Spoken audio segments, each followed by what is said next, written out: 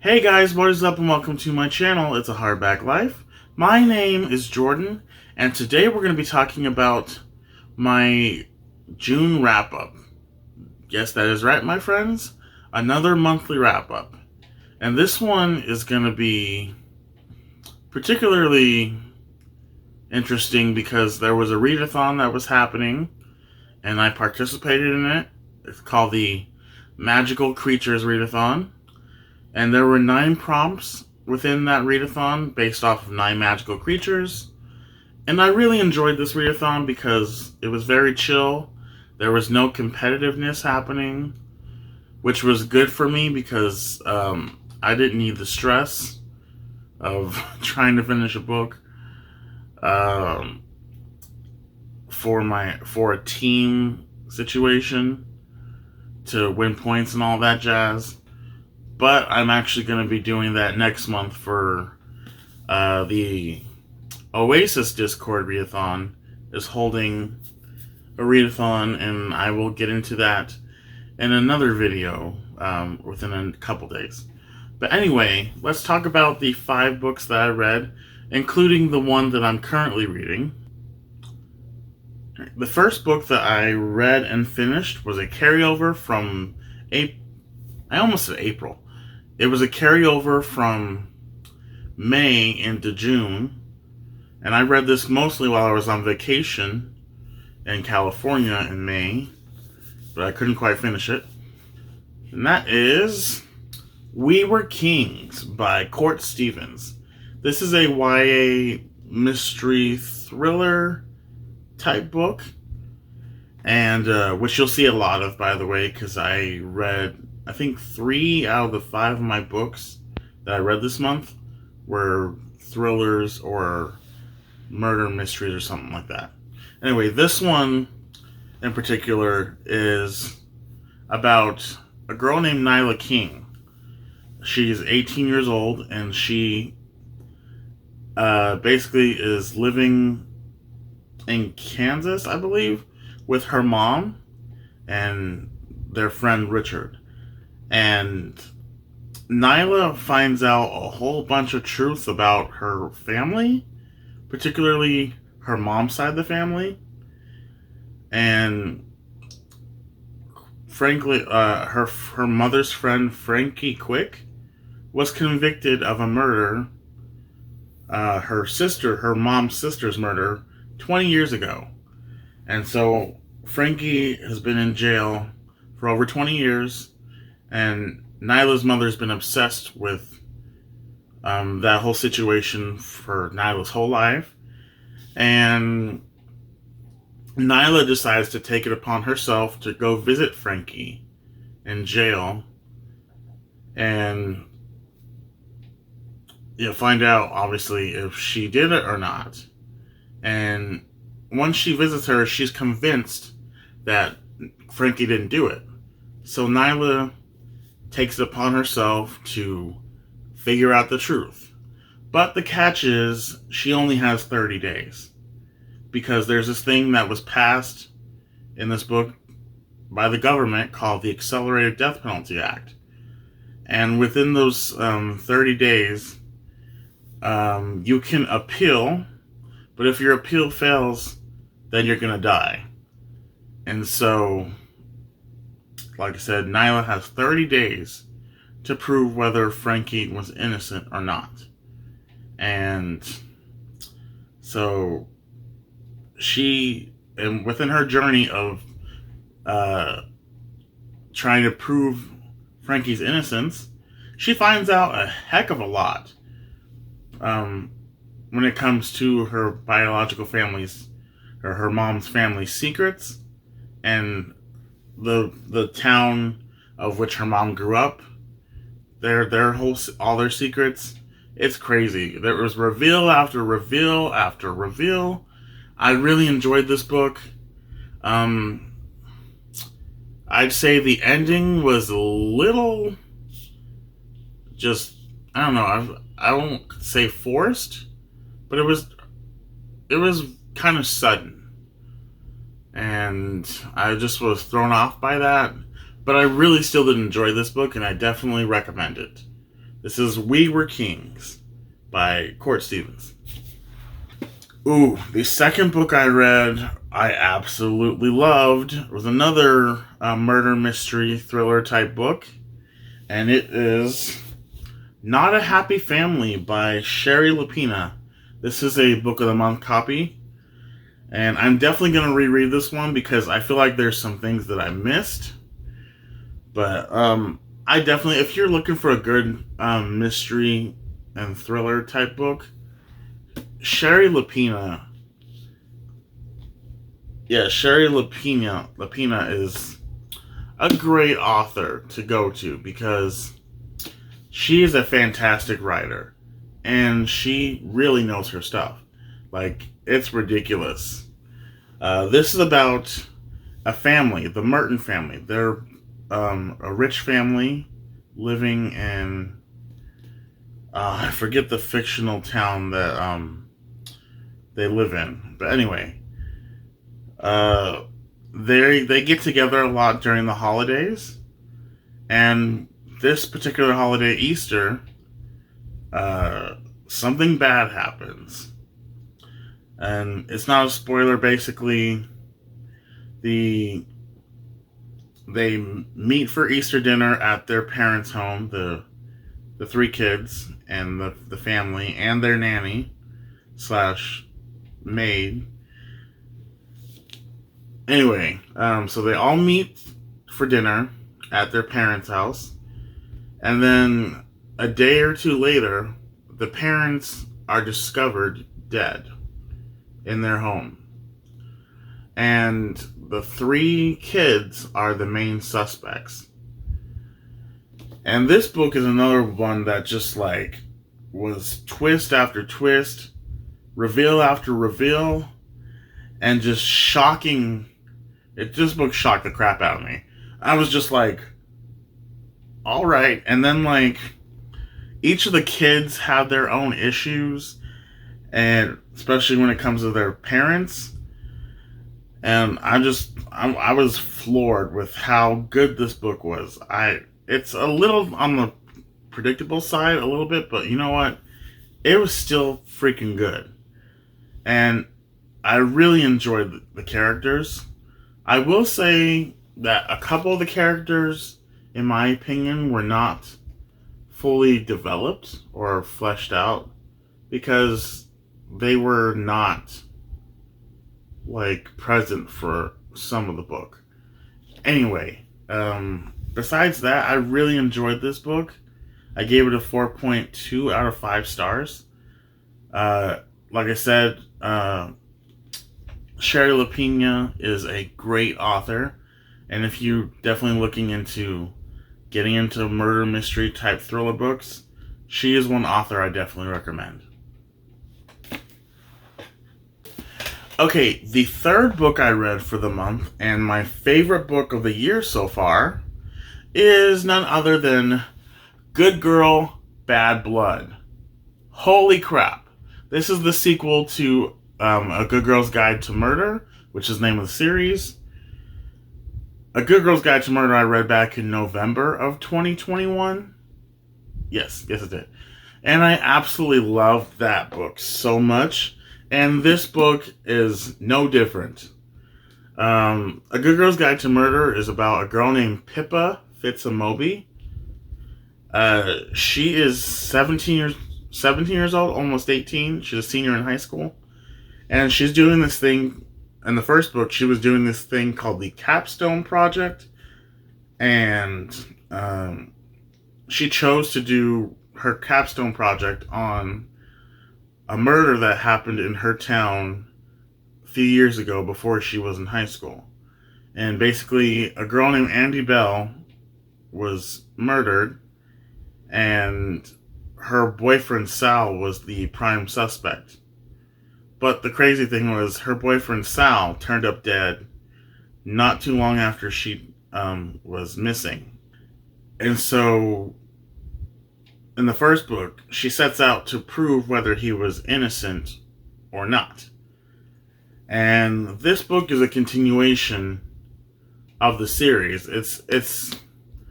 I cannot spoil anything about this one. I don't want to talk about this one too much because it's a sequel, and like I said, I don't like to spoil people. So I just want to tell you, it is a little slow going at first, but it kicks into high gear so fast, and it does not stop. I absolutely love this book. Like I said, it's my favorite book that I've read this year. And one thing I love is Holly Jackson, the author, really studies, she's obsessed with crime and learning about it and all that stuff. So she really brings the author brings her A game into this. Like, she puts her heart and soul into this book. You can tell when you read it, because especially when it comes to all the crime aspects. But the characterization, all the characters are fantastic. And even the ones that have been already developed, you see them kind of change in a way, not completely change, but the author explored a different side to a lot of the characters, and I really, really enjoyed that. This one for me was a 5 out of 5 stars. I definitely recommend A Good Girl's Guide to Murder series. It is a young adult series, but kind of written it was very well written young adult series so far, and I cannot wait to read As Good as Dead, which is the final book. Anyway, I'm going to stop talking about this and gushing about it before I end up saying a spoiler. So this is Good Girl Bad Blood, written by Holly Jackson. Go back and I definitely recommend this book, this series, and I'm happy and sad. I'm happy and sad that I'm going to be reading the final book soon. Oh God, favorite book of the year. The next book I read was actually a graphic novel, and it was written by one of my favorite singers, and that is Alicia Keys, ladies and gentlemen. Here's her picture. I love Alicia Keys. Girl on Fire is about a girl who, I forget the name of the main character. I don't know why I'm blinking on it.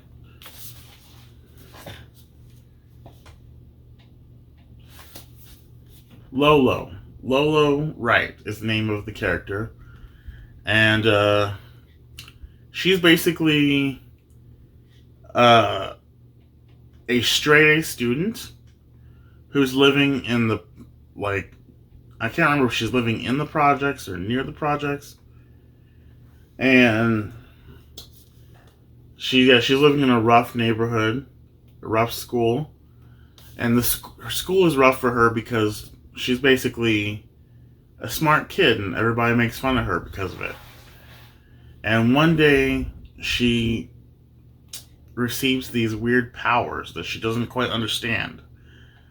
And it goes from there. It's fantastic. I love this graphic novel. And it was co-written by Andrew Weiner and illustrated by Brittany Williams. So it's really good. I definitely recommend this. There's so much about it that I love. One, obviously the supernatural aspect, and then the characters are awesome as well. And then even the ones that I can't stand because they're evil. And also just the black culture in this book, and just the black experience that you get from reading this book. I loved it. Anyway, this is Girl on Fire. Oh, and every chapter is named after a song by Alicia Keys. So I love how that ties into it as well. Okay, the last and most recent book that I read and finished is A Little Hope by Ethan Joella. This is basically about a group of neighbors who are all dealing with a lot of difficult things, whether it's grief or just sadness in general, and like depression, or just battling cancer, or anything like that. It's a contemporary it's an adult contemporary, and this book was pretty good. Not my favorite book, but for what it was, I mostly enjoyed it. The only problems I had with this book was the fact that there were so many characters. So many characters. This book is 275 pages.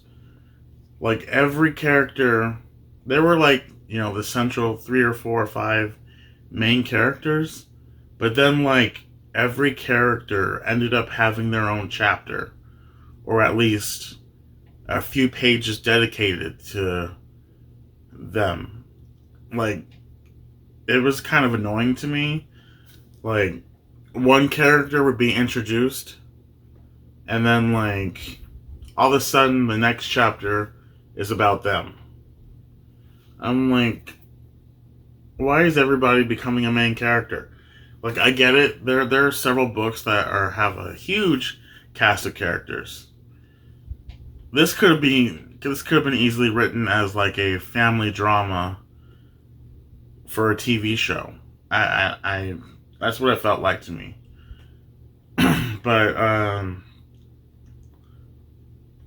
for what it was, I did enjoy it, like I said. But like I said, the amount of characters that just was introduced in this book, and the fact that they all became main characters for some reason, was just overwhelming, because that was too many people to follow. And also, there were some outcomes for characters that I didn't like or care for. And because of all of that, I gave this book a 3.3 out of 5 stars. But it's still a good book. I definitely recommend it if you want to pick it up. This is a book of the month copy. But yeah, I'm glad I read it. But it's definitely not my favorite. But like I said, I'm glad I read it. A Little Hope by Ethan Joella. Alright, everybody, that was all 5 books that I read for the month of June. Now we're going to get into the book that I'm currently reading, and the book that I hope to finish by tomorrow. Because if I do finish it by tomorrow, I'll count it towards books that I read for the month, and it'll be 6 books that I read for the month. And this book is a LGBTQ plus representation book, and it's called Sky Falling. And it's about a girl named Sky who is in her mid-30s, and she's basically someone who doesn't really like social interaction. She's very socially awkward. It takes her a long time to warm up to people. You can imagine some of her interactions with some of the characters in this book. But one of her interactions is with a little girl who just steps up to Sky and says, "Hi, I'm your egg." And a little backstory for that, and that's not a spoiler, because in the synopsis, our main character donated her eggs for a friend so that her friend could have a child, and this child is now in front of Sky. And Sky decides to go beyond her comfort zone and build a relationship with this kid. And also, crazy thing that happens, a woman who Sky basically picked up, or tried to pick up, but it was awkward and didn't go so well, happens to be the aunt of the kid. So that adds a whole nother level of awkwardness. And the book just kind of goes from there. Sky, can building a relationship with his child, who is technically her daughter, and also hopefully building a relationship with this woman who she's attracted to. And I can't tell you anymore because one, I don't want to spoil it, and two, I'm not very far into the book. I'm like 100 pages just about. And like I said, I really hope to finish this book by tomorrow. We'll see. Let's hope. Anyway, you guys, that was the books that I have read for the month of June, and a book that I'm currently reading that I hope to finish before the end of June. And I hope to see you guys in my next video, which will be the mid-year book freakout tag. I know I'm a little late on doing it. It's going to be coming at you in beginning of July instead of like middle of June, like most people have been doing it. But that's okay. We're still here and we're still going to do it. And it's going to be a fun time. So be looking for that. And hit that notification button. Every time I post a video, you'll be notified and you'll see what kind of content I'm going to give you. And yeah, I hope you guys have a great day.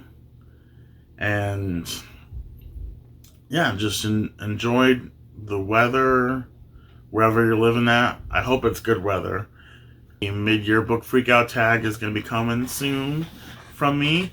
Also, I will fill you in on my TBR for the month of July because the readathon is happening and I'm going to be reading other books as well. So I'll see you soon. Bye.